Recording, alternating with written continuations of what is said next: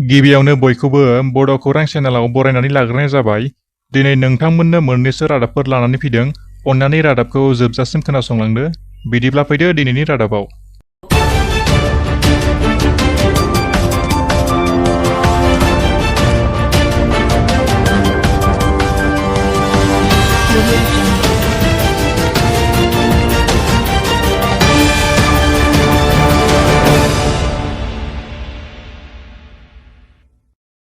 बाक्सा जिल्लानि लोखि बाजाराव गिलु-बालु अर खामनायजों गंथाम गलाया खामग्लिनानै सेवहांगार।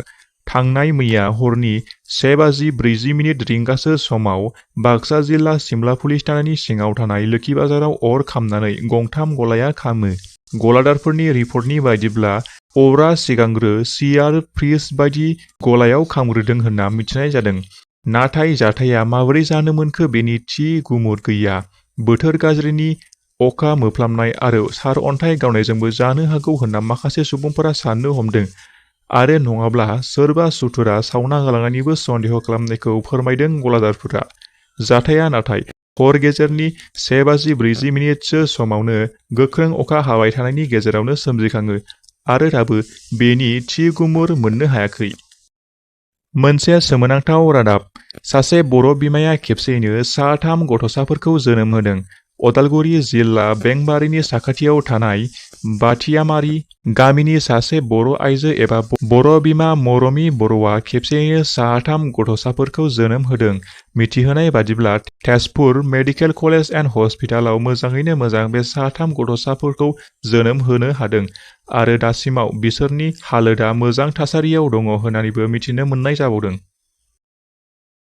जनायाव साननि समावनो गंसे कारनि ग्लासखौ सिफायनानै 1 लाख रांखौ सिखावफोरा लुथिनानै लांदों।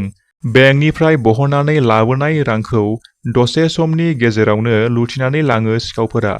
जनायनि सिमेन्ट सापरि आरो sbbodo गोजौ फरायसालिनि आजिरा मोननाय लोगो फोरोंगिरि Bhabendra Daimary State Bank of India जनाय दालाइसेयाव 1 लाख रांखौ दिहुनदोंमोन। रां दिहुननानै बेंकनिफ्राय ओंखारबोना भबेन्द्र दैमारिया रांखौ कारनि सिङावनो दोननानै साहा लोंनो थाखाय गंसे हटेलाव हाबदोंमोन।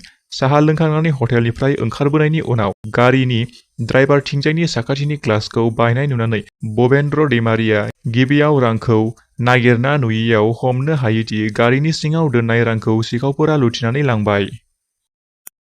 बिटिआर सरकारनि ना फिसिथाय बिफाननि CSD नील दासआ बिदै गोनां ना हमनायखौ गोख्रोङै संदानगासिनो दं।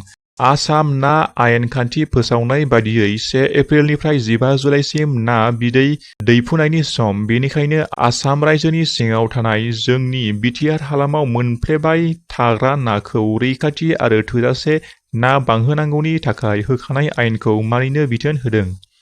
जायनो आयेननि बेरेखा ना नांग्रा आइजें आइलाफोर जेरै सेन, खखा, जेफोर बायदिखौ साथेनानै दोनो बेफोरखौ बोखांनानै लांनाय जागोन आरो आयेन बादियै मानियाब्ला 5,000 रांनि जुरिमानाबो फोनांनाय जागोन नङाब्ला 9 दाननिबो जेल जानांगोन होननानै फोरमायहरदों बिटिआर ना फिसिथाय बिफाननिफ्राय। क'क्राझार जिल्ला पर्बजरा मदाथियाव मोनसे गिख्रंथाव जाथाय। पर्बजरा महकुमानि काजिगाव पुलिस थानानि सिङाव थानाय मदाथियाव दालां बायस'नानै गंसे ट्राक गारिया गाहायाव गलाङो। मिथिनाय बादिब्ला गंसे दंफांनि लोरबां दालांखौ नुखानानैबो बेनि साजों गंसे ट्राक गारिया बारलांनो नाजादोंमोन। जायनि जाहोनाव लोरबां दालाङा बायस'नानै बारलांनो नाजानाय ट्राक गारिया गाहायाव गलांनो गोनां जायो। दिनैनि थाखाय एसेखिनियानोसै। आसा खालामो नोंथांमोना रादाबखौ खोनासंनानै मोजां मोनबाय। जुदि मोजां मोनदोंब्ला अन्नानै लाइक खालामदो आरो चेनेलाव गोदानै फैदोंब्ला साबस्क्राइब खालामनानै गालांदो। गोजोन्थों।